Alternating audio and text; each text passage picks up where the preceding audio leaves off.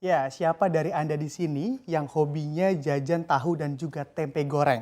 Andai Anda orangnya, pasti beberapa hari terakhir ini merasakan sesuatu yang berbeda begitu ya dari jajanan gorengan yang sering Anda beli karena memang ukuran tempe dan tahu yang menipis serta juga mengecil dari biasanya pasti saat ini sering Anda jumpai di tukang gorengan favorit Anda. Mengapa bisa terjadi demikian? Tentu tak lain dan tak bukan ada sesuatu yang sedang disiasati oleh para pedagang agar harga tetap terjangkau di tengah adanya lonjakan harga kedelai yang melesat hingga ratusan persen banyaknya. Kenapa hal ini bisa terjadi? Selengkapnya akan kita ulas bersama di pagi ini dalam Harga Kedelai Selangit Pengusaha Menjerit.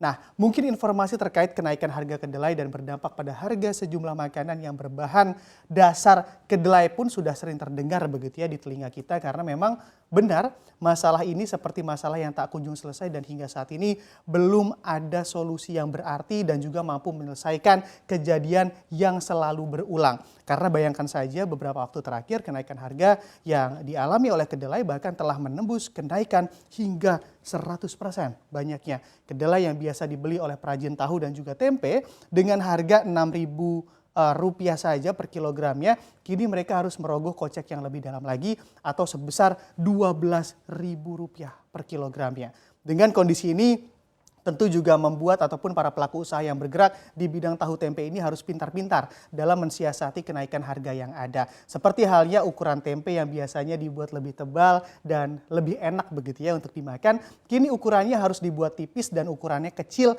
tak seperti biasanya guna menjaga harga agar dagangan mereka tetap laku di pasaran. Karena memang kalau besar-besar juga jadi tidak profit begitu untuk mereka. Dan sebenarnya apa sih penyebab dari kenaikan harga kedelai ini bisa kita lihat di slide selanjutnya.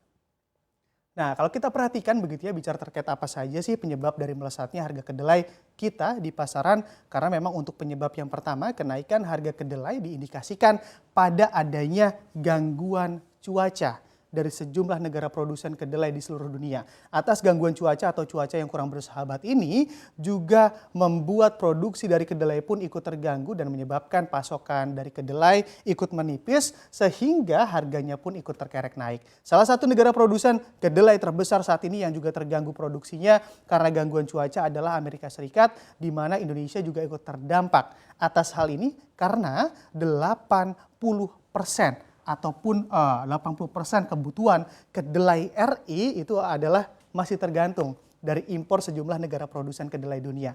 Jadi ya wajar saja, lumrah saja apabila ada masalah di negara produsen kedelai, kita pun jadi ikut terkena dampaknya ataupun ikut terdampak. Selain itu, masih adanya pandemi COVID-19 di bumi ini juga sangat berpengaruh begitu ya karena memang memberikan efek domino ke berbagai lini, salah satunya ke sektor pangan, yaitu ketersediaan kedelai di pasaran. Lalu atas kondisi ini dan juga masalah yang terus berulang terkait impor kedelai yang terjadi, sebetulnya apa sih alasan RI masih terus saja impor? Walau kalau kita lihat juga sebetulnya tanah kita juga sangat subur begitu ya untuk ditanami tanaman kedelai. Dan bisa kita lihat di slide selanjutnya.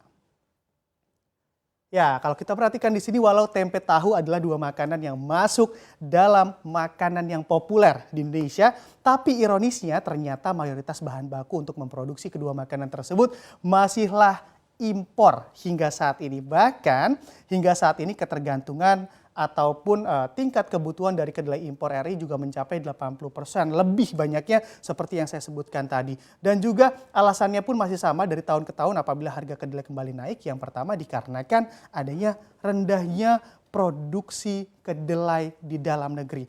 Bahkan kalau misalnya memperhatikan datanya dalam satu dekade terakhir, produksi dari kedelai nasional justru turun apalagi pada 2019 andai kita ingat titik terendahnya begitu ada di angka 424,2 ribu ton saja stok dari kedelai dalam negeri. Transformasi lahan tani juga menjadi non pertanian pun juga berjalan dengan cepat. Banyak warga yang mengalihfungsikan lahan tani sebagai lahan sektor non pertanian karena memang tuntutan kebutuhan hidup juga terus berjalan begitu ya serta laju pertumbuhan penduduk yang tinggi pula jadinya memang yang dulunya sawah bisa jadi rumah begitu. Dan juga kalau kita perhatikan alasan kedua, walaupun produksi kedelai dalam negeri tergolong rendah, ternyata hasil produksinya pun tidak diminati begitu ternyata khususnya oleh para perajin tahu tempe yang ada. Mengapa tidak diminati ataupun tak diminati? Karena memang kualitas dari kedelai dalam negeri dinilai tak sebaik dari kedelai impor yang masuk ke Indonesia. Seperti halnya kalau dibandingkan begitu ya, dari 1 kilogram kedelai impor dapat mengembang ataupun menjadi besar menjadi 1,6 atau bahkan 1,8 kilogram ketika sudah dimasak. Tapi begitu ya, kalau kita perhatikan ataupun kita bandingkan dengan kedelai lokal hanya dapat mengembang 1,4 hingga 1,5 kilogram saja atau beda jauh bobotnya dari kedelai impor. Disinilah menjadi alasan pula mengapa perajin cenderung tak berminat pada kedelai hasil petani dalam negeri karena terkait kualitas yang ada ataupun kualitas yang diberikan. Memang untuk alasan yang terakhir adalah atas kondisi yang ada, makin kesini pun begitu ya, makin banyak petani yang menganggap bahwa budidaya kedelai begitu tidaklah menguntungkan bagi mereka. Mengapa demikian ataupun kenapa sih kok tidak menguntungkan? Karena memang hal ini dikarenakan keuntungan yang diterima petani begitu ya untuk kedelai ini sangatlah rendah atau lebih mending menanam padi ataupun jagung yang menurut mereka harganya lebih mampu bersaing dan bisa memberikan mereka keuntungan yang lebih tinggi lagi. Dari sini tentu kita banyak belajar ya, Indonesia begitu memang perlu fokus terhadap pemberdayaan petani khususnya agar memang negeri ini pun tak tergantung lagi dengan impor pangan dari negara lain. Apalagi Indonesia juga terkenal sebagai bangsa yang subur tanahnya dan juga diyakini mampu berdiri di kaki sendiri atas ketahanan pangannya. Maka dari itu dengan adanya masalah pangan di negeri yang gemah ripah Lojinawi ini juga menjadi tantangan besar yang perlu disikapi secara serius oleh pemerintah pastinya untuk masa depan bangsa yang lebih baik.